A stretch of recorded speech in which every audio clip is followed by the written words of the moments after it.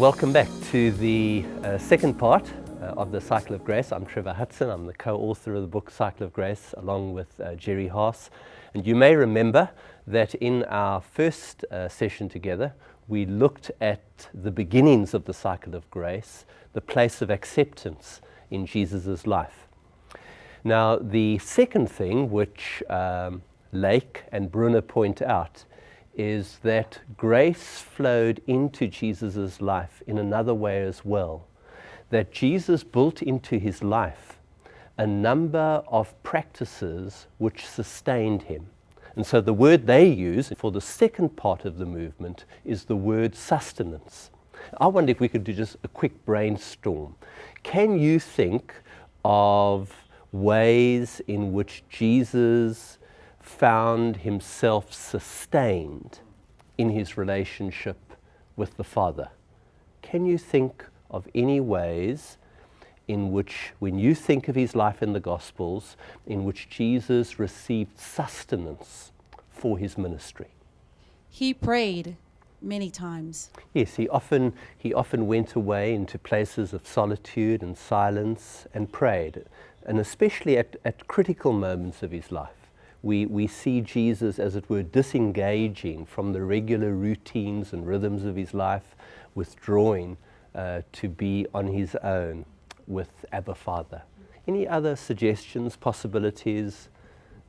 He had a close circle of friends that he had a relationship with, and that was the disciples. Right. Jesus had an incredibly rich relational life. He had a group of 12 disciples. We know that even amongst that group there were folk that he seemed to be very close to. He shared some significant experiences with 3 of them.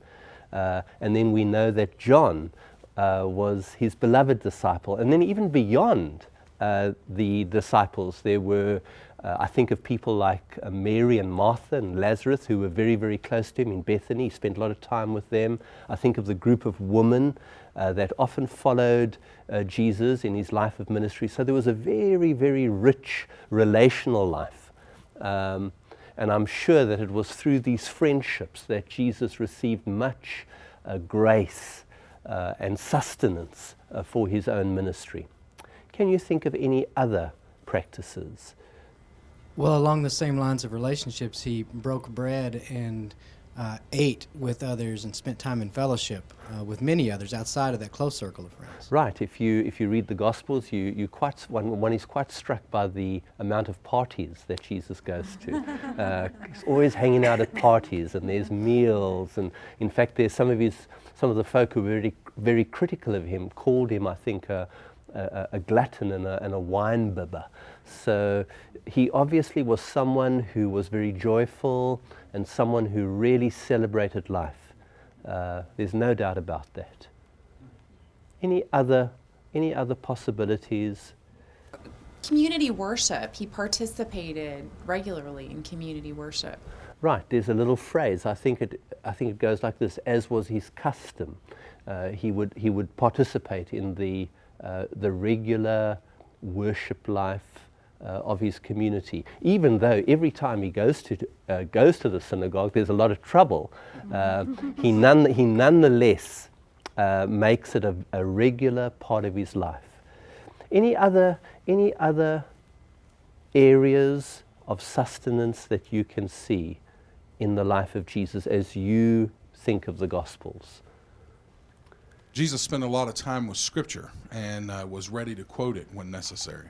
Right. It's quite obvious as one reads the Gospels that Jesus was deeply, deeply immersed in the Old Testament that he had available to him, and that was a real source of strength for him. I think particularly when he was in the desert and undergoing temptations, it was to the Scriptures that he turned. When he was on the cross, my God, why have you forsaken me?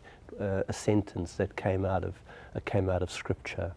Now we have, I think, about 5 practices, but there are a number of practices, and if you read the book, you will notice all the different practices that Jesus engaged in that were sources of energy and strength for him. If you look very carefully at the diagram, you'll also notice that as there is sustenance, so the cycle of grace becomes thicker and fuller with grace and with energy.